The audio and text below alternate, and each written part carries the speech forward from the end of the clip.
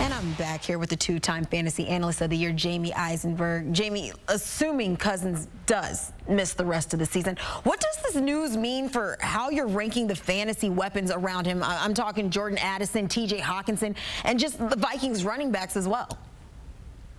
Well, you would assume they'll put more on the running back's plate, but they have not been able to run the ball very well. And if you take Kirk Cousins off the field, the threat of the passing game is different. We have to see what Minnesota is going to do to replace Cousins. My guess would be that when Nick Mullins is eligible, which he will be, to come off IR, that will be the guy that they look to as their starter. Could be Sean Mannion, who's on their practice squad. I don't think we're going to see Hall get another opportunity because he did look lost, understandably so. He's a young quarterback. So I think for a team that's played itself back into playoff contention, they would prefer to have some semblance of a veteran there. And we know that this team in the past has proven that they can go out and make a trade. They did so once upon a time when Teddy Bridgewater was lost for the season. They brought in Sam Bradford. That was with former general manager Rick Spielman. I think for what the fantasy assets are right now, first off, Jordan Addison goes from a slam dunk #1 caliber wide receiver to still a #2 guy. TJ Hawkinson, based on the position that he plays, is still going to be a must-start tight end. KJ Osborne has been a fringe fantasy option, is probably going to stay in that range, just gets a little bit lower. The biggest impact, though, is does Justin Jefferson want to come back to not having Kirk Cousins on the field? Now, again, if they continue to win games, their defense has played better. A lot of this has been on Cousins. But if they are going to stay in playoff contention, maybe Jefferson says, you know what, I need to be there for my guys. I'll come back and I'll play. But I'm sure based on what he said that he wants to have, or at least know who his quarterback is before he signs a contract.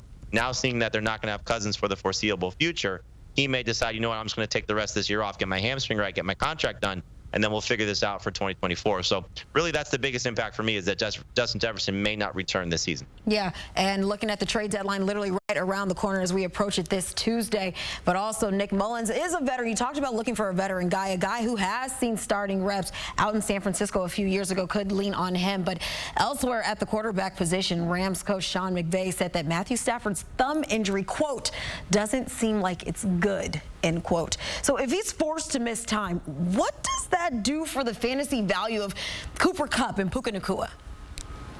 Well, I think for both those guys, you got to hope that it's the system as much as it is the quarterback. Now, obviously, you go from Matthew Stafford to most likely Brett Rippon. It's a downgrade, and so we'll see how much of a downgrade. It was bad today, but they were playing a really good defense of the Rams. And so they have their bye week coming up. We'll see what happens, once we get to week 10 and if Stafford's able to return at some point this year. If in fact he's going to miss any time. But I think you're downgrading these guys from must starts to maybe starts. And so Kupp's been struggling the last couple of weeks, and I think a lot of that is just the impact of what Nacua has done because he's been a special talent as a rookie. And then, we've seen Nacua at least have one bad game since Cooper Kupp has been back, 2 now when you factor in today where they both struggled. So I think you're looking at these guys as going from, top 10 caliber receivers where both of them were ranked in that range this week. We didn't have any teams on a bye. To what we'll be looking at if Stafford's not able to go next week, and then we'll see just in fact how long he's going to be out. So I don't think you're going to bench them outright yet, but they do get downgraded. But again, we do have 4 teams on a bye in week 9, so it's going to be completely difficult to sit them. It's going to be difficult to completely sit them across the board just based on how much they are able to still produce in this offense. Okay, let's talk about another NFC team. It was a big night for the Cowboys en route to that 43-20 victory over the Rams. Dak Prescott threw for 304 yards and 4 touchdowns in the blowout win. 2 of his 4 touchdown passes, those went to CeeDee Lamb. Lamb had a career high with 12 catches for 158 yards to go along with his 2 scores. But since that brutal loss to San Francisco, Lamb with 275 yards receiving in his last 2 games, Dak averaging 288 and 5 touchdowns between those 2 contests. Has this offense finally maybe turned a page for the better? And is this a connection that we can actually rely on going forward, especially considering that this duo next week, they have a meeting against Philly? Big game against Philly, and we know that's typically when Dak has had some of his struggles when he's facing a top-tier opponent. In the last 2 games, not that the Rams were a bad team, and even the Chargers the week before the bye, but we know those defenses not the same level of Philly and not the same level as you alluded to with San Francisco. But the thing that I loved about Dak this week, and even CeeDee Lamb, both those guys coming off a bye have been fantastic. And for Lamb last year, that was kind of the taking off point coming off the bye week. And for Dak, he's just been so good in that spot in his career. I do think, though, you're starting to see the run game continue to struggle, and now the passing game is going to maybe have to carry this offense maybe a little bit more than we expect. Brandon Cooks now, his last 2 games, he scored a touchdown. Jake Ferguson's becoming a big part of this offense, which is nice to see. So Dak's getting weapons. But I think when you're looking at Dak Prescott, you're looking at the landscape. We just talked about Kirk Cousins, who's been a top 5 quarterback this season. and now Matthew Stafford potentially missing some time. It's going to be nice to have Dak Prescott if he looks like this, and maybe the Mike McCarthy offense is going to allow Dak Prescott to flourish to a level that we did not see earlier this season. Maybe this is the taking off point from this point forward. Okay, so Jamey, I feel like every week when we talk, I'm always complaining about my fantasy team. And earlier this year, I was complaining about Joe Burrow and how he's broken my heart to open the season. Now, albeit he was dealing with the calf injury, but as my starting quarterback in fantasy, I've benched him over the first few weeks because I didn't know what version of Joe Burrow we're actually going to get. So before the bye, he put up just 82 yards passing. He follows that up with a 283-yard, 3-touchdown performance against the Niners. With all of this being said, what do we make of Joe Burrow going forward? What version are we going to get? I think we're going to get this guy, and this was kind of the thing we've been saying, like, okay, let's see what happens when they get to the bye with the calf injury. And, we got the little bit of a bonus game with that performance against the Cardinals 3 games ago for them. Yeah, a little bit of a struggle, as you alluded to, against the Seahawks, but that was a tough defense on the road.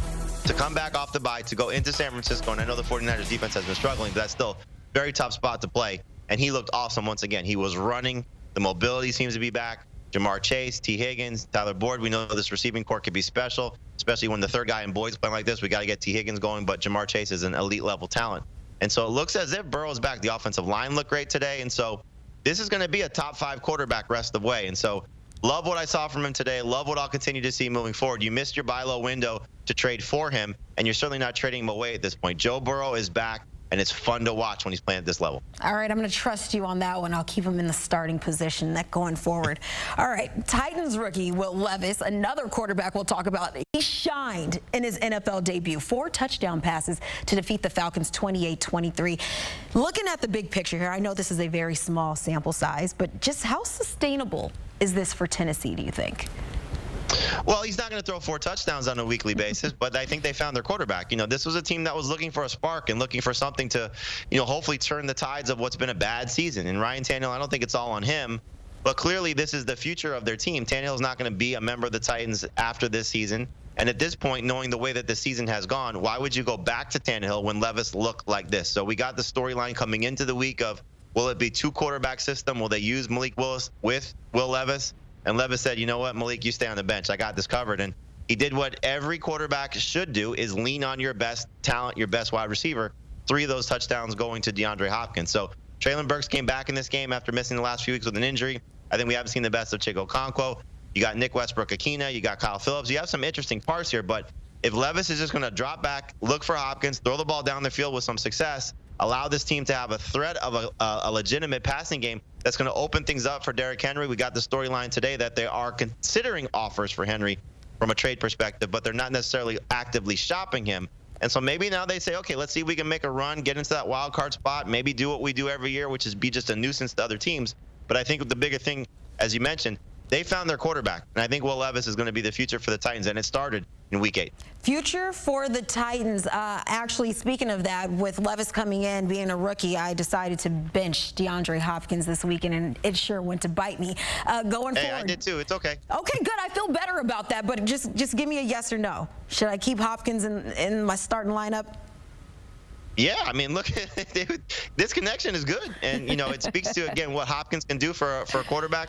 Absolutely, you should keep Hopkins in your lineup. Enough said. That's exactly what I needed to hear. Jamey, I appreciate it. And if you want more from Jamey, you're going to want to check out the Fantasy Football Today podcast. Jamey's joined by Heath Cummings, Dave Richard, and Adam Azer throughout the year, giving you all the advice you need to win your league. And it's available wherever you get your podcasts.